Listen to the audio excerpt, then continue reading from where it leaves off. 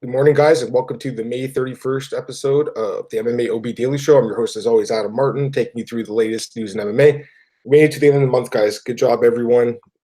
Tomorrow's June, tomorrow's UFC Sweden, but today is the last day of May. So almost half the year's done. It's crazy. This year's gone by really quickly. But a lot to talk about. First and foremost, you can follow me on Twitter at MMAdamMartin. The 5 websites are right for MMAOddsbreaker.com. That's where this podcast is hosted on their YouTube channel. Sherdog.com, MMARings.net, MMAnews.com, and BJPen.com. Check out those sites, and I'll plug them again at the end. Quite a bit to talk about today. First and foremost, I want to mention that one of the fights tomorrow has been canceled. Ilir Latifi has been forced to pull out of UFC Sweden with a back injury, and the fight with Volkan Oezdemir is off. So it's really unfortunate. I was really looking forward to that fight, actually. It was the co-main event. We don't know what's going to take that spot on the main card yet. If I'm the UFC, I just try moving up the Stosic fight. I'm not sure exactly what happened to Latifi. It's just very unfortunate that he got hurt such a late notice. Back's not something you want to get hurt, obviously. Hopefully, a speedy recovery for him. But I hope the UFC keeps Oezdemir. I don't know if he weighed in exactly, but it'd be nice to see him, get a fight soon, if anything. But at least pay him his show money, because the guy did show up. I'm pretty sure he was on weight, so at least give him his show money, and hopefully book him for a fight soon. UFC.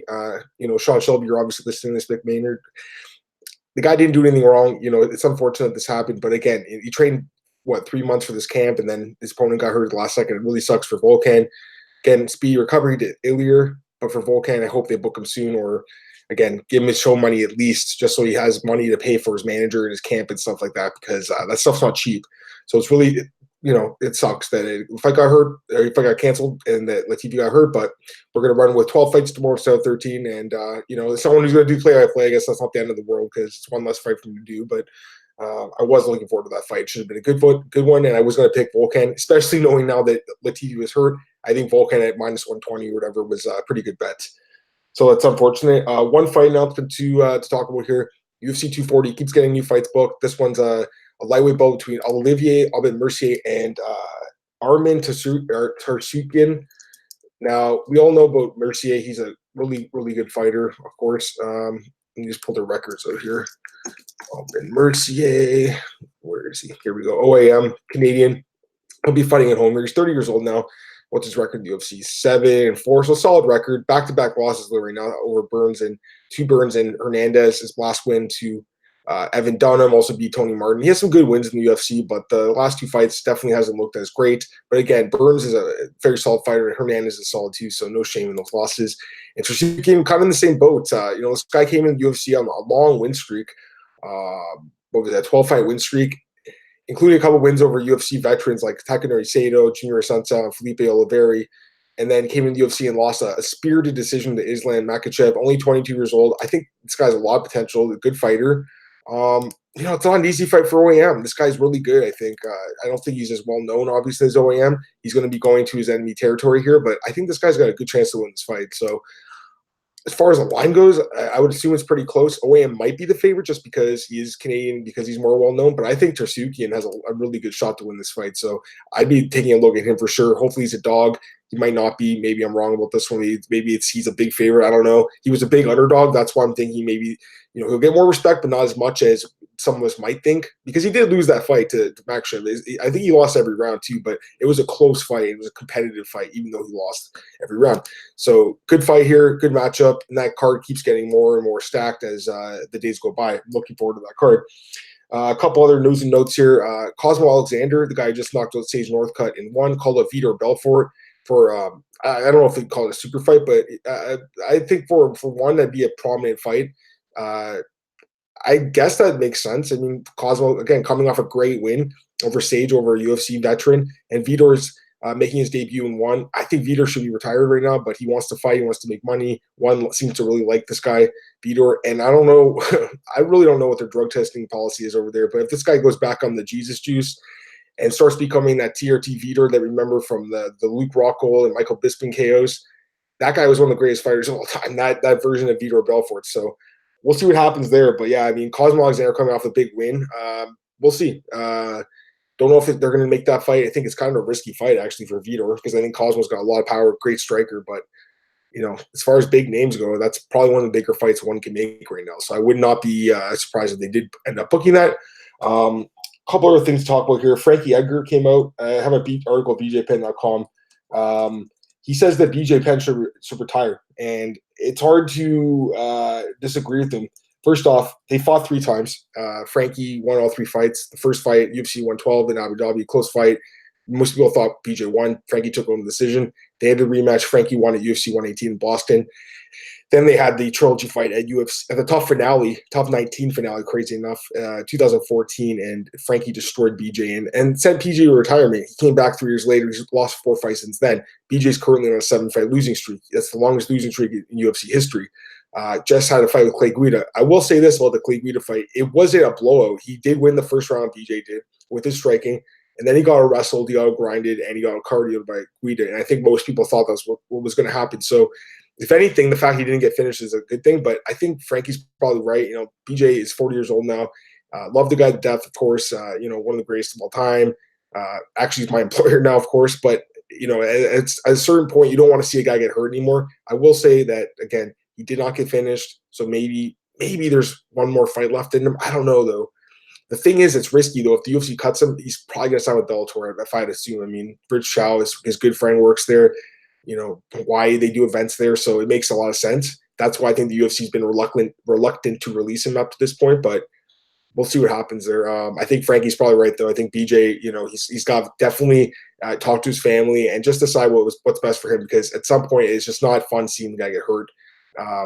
And again, he did make it to the decision with Clay Guida, but he's still lost 7 straight fights, so that's not a good thing. A couple other news and notes here. First off, really, really sad news out of Brazil. Jessica Andrade was robbed at gunpoint in Brazil, along with her, I believe, wife.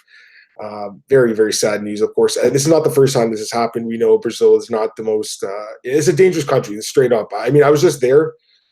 Luckily, nothing happened to me. Nothing happened to anyone I was with, but we travel as a group. I would not, travel by myself there.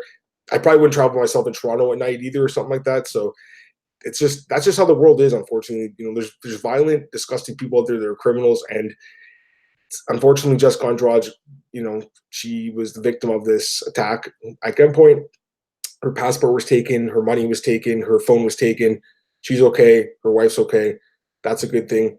She'll be back. She's a great champion. She's a great fighter. It's sad to see the fact that she's such a prominent figure in Brazil. I mean, the Brazilian authorities are going to be after these guys. They're going to get caught, and they're going to get beat up, I'm assuming, and thrown in prison. So they're a bunch of clowns that did this, and I wish nothing but the worst of those guys.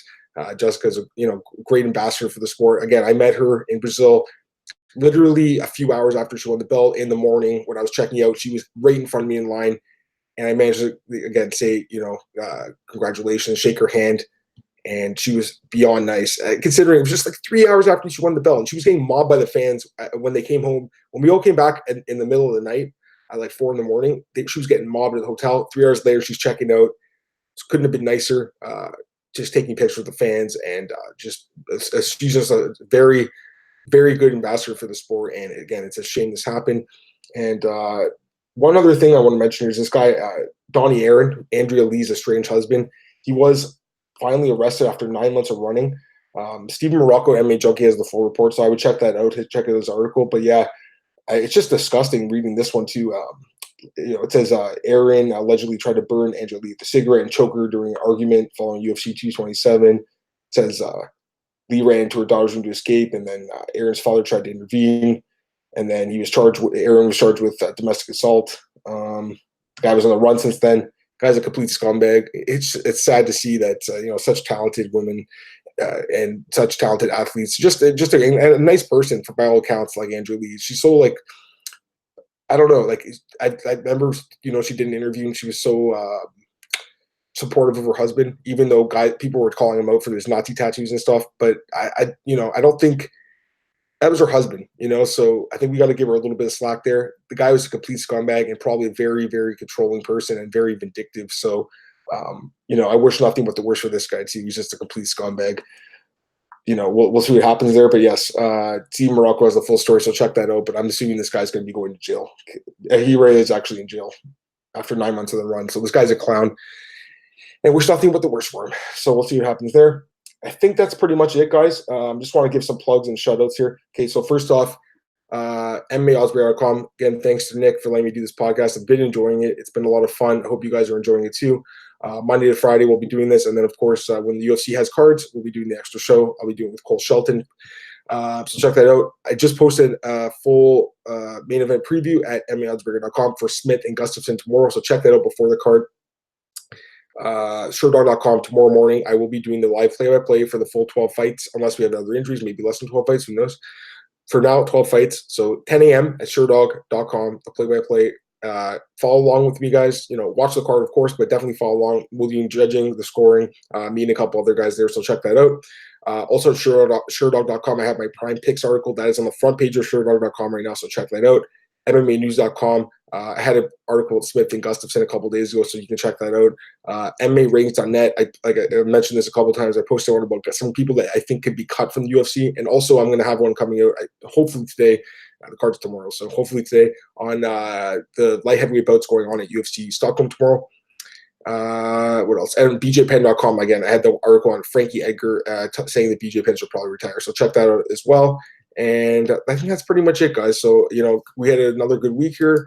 Nothing crazy, but, a lot to talk about, of course. So follow me on Twitter at MMAdamMartin. Anything breaks, I'll be there talking about it. So definitely give me a shout there, guys. And I'll be doing the play-by-play tomorrow. I'll be enjoying my weekend. I hope you guys enjoy your weekend. I forgot to mention, the Toronto Raptors beat the Golden State Warriors last night. That was awesome.